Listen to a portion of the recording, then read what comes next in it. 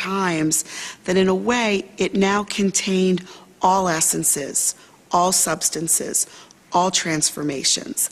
And that's why people believe that the Philosopher's Stone, once it was achieved, would then have the possibility of transforming anything it touched instantly, because it held within its compound all of the transformative processes in the natural world.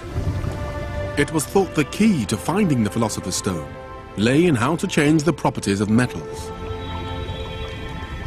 In working with metals, it's very easy to change one or two of the properties. For example, we can take copper and make it yellow like gold or white like silver. We can change the hardness and softness of metals. So alchemists naturally made the extension. If we can change one or two of the properties, can we change all the properties? If we do this right, if we choose the right ingredients, if our conditions are right, then we can take a mixture of something else and apply a particular material to it and make something that really is gold. Alchemists call this concept transmutation, a process they saw at work all around them. If we look at nature around us, it's dynamic. Things are always turning one thing into another. So grape juice turning into wine and then into vinegar. Or in the organic world, caterpillars turning into butterflies. So if this sort of change is normal in the natural world, why shouldn't it be in the world of minerals as well? In antiquity and in the Middle Ages, it was believed, for example, that all metals were growing towards perfection. Metals were like plants. They were growing into the most perfect form. Gold doesn't tarnish. Gold is perfect, and you can dig it out of the ground and it's still shining.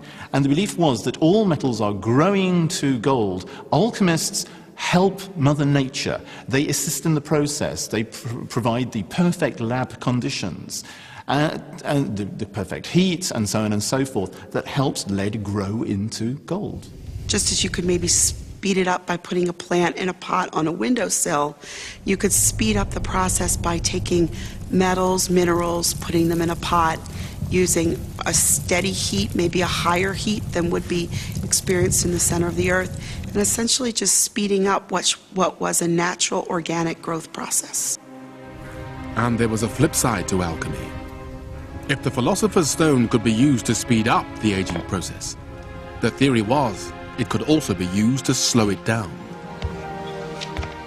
Alchemists believed that the same purification process that could turn lead into gold could also create longevity and even immortality.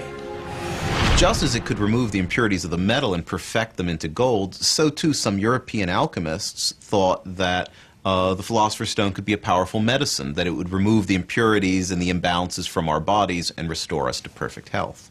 The transmutation of gold was simply a sign that they had been successful in their work, which was to transform nature, but also to transform themselves, and ultimately to attain immortality.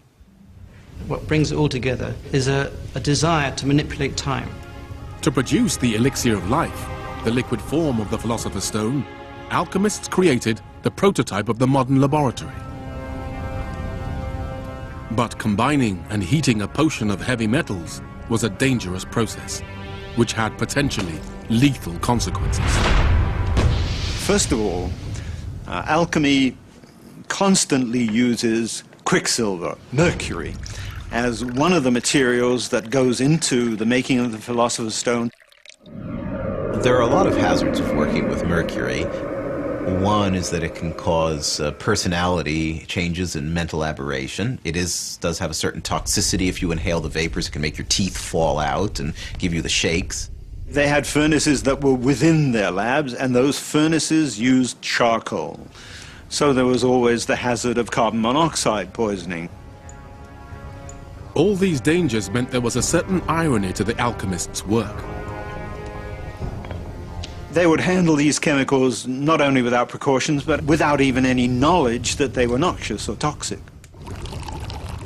In the pursuit of the great elixir of life, they were, in fact, damaging their health and probably shortening their lifespan by decades. And for those seeking the Philosopher's Stone, there were dangers outside the lab as well. The true alchemists were not generally interested in broadcasting even their successes very far abroad, because of the danger of kidnap and of torture to get their secrets out of them. If the secret of the Philosopher's Stone got out, they could manufacture an untold amount of precious metals and destabilize not only the currency market in their own country, but in the entire world. It's one of the reasons why alchemy is illegal in most early modern states. Most monarchs don't want alchemists running around doing their own thing. Despite the danger to their lives, hundreds of scholars and scientists from medieval times onwards searched for the secret of the Philosopher's Stone. Some were among the greatest minds of their time, including Roger Bacon, the father of modern chemistry, and Sir Isaac Newton. But arguably, the most successful was a humble 14th century bookseller called Nicholas Flamel.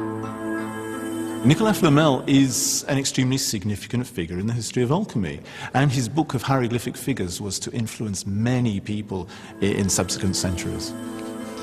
Flamel has also appeared in popular fiction, The Hunchback of Notre Dame, The Da Vinci Code, and Harry Potter and the Philosopher's Stone. But in medieval times, he was a very real, if mysterious, person.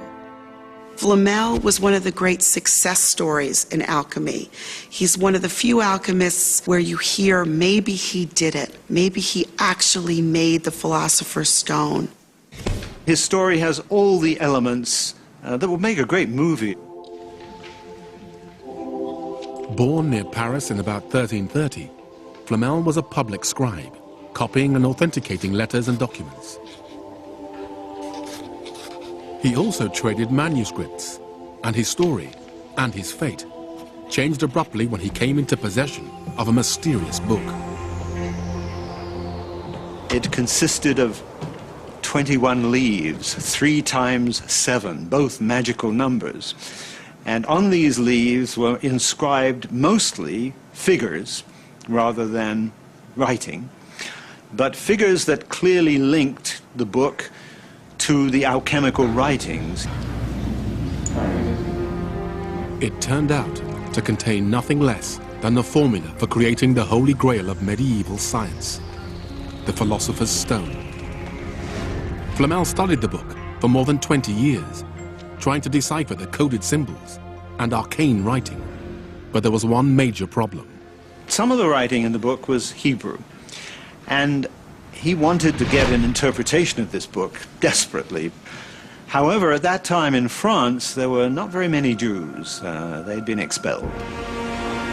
So around the year 1378, Flamel undertook a pilgrimage to Spain, home to both a large Jewish population and a long alchemical tradition. On his journey, he met a former rabbinical sage and physician to whom he showed a page from the mysterious book. It was enough for the scholar to make an identification. He told Flamel it was a copy of the long-lost Book of Abraham. Flamel puzzles over this book and finally works out that it holds recipes for alchemy.